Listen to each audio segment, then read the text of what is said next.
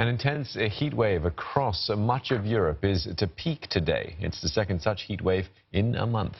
Now, Paris has just hit its highest ever temperature. That's 41 degrees Celsius, and that could rise even further to 42 degrees by the end of the day. In Belgium, the new record stands at 40.2 degrees. That was hit in the past 3 hours alone, while Britain's Met Office expects temperatures to exceed the UK records of 38.5 degrees. The heat is posing difficulties across the continent. The northern third of France is under a red alert. Restrictions on the use of water also enforced all across the country, while trains in Britain and France have been slowed down to prevent rail tracks from buckling in the heat. Scientists say a high-pressure system is drawing hot air from the Sahara Desert to the continent. Cooler weather with rain is expected to provide relief from tomorrow.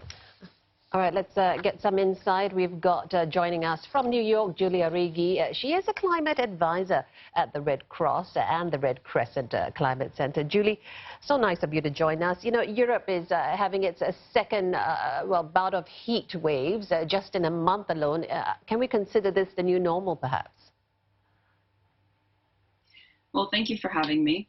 What we can say with high confidence is that the frequency of heat waves around the world is increasing, and the intensity of those is also increasing. That's well documented in reports, for example, from the Intergovernmental Panel on Climate Change, which is the leading authority on these topics.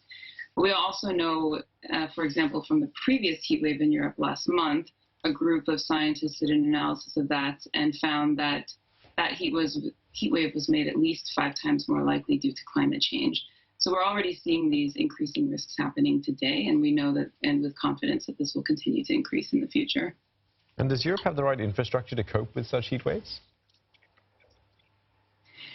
Yeah, it's a good question. So after the really large heat wave that occurred in 2003, which was quite devastating as well, there's been a lot of action to increase heat wave plans, for example, to prepare systems to respond for extreme heat.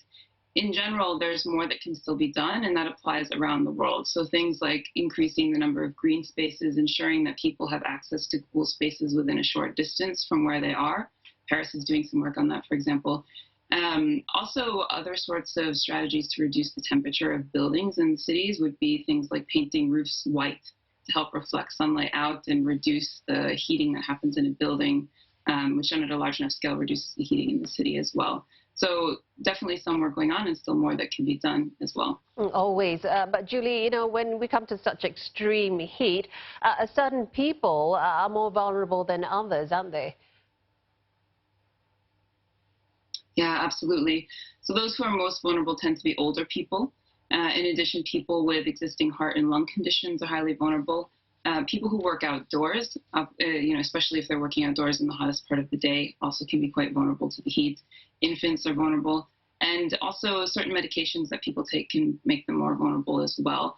There's a variety of groups who really need to be careful during the heat, but during even the most extreme heat, even people who are very healthy can still suffer from heat exhaustion, for example, and need to sort of reduce their physical activity or strenuous activity in the hottest times of the day.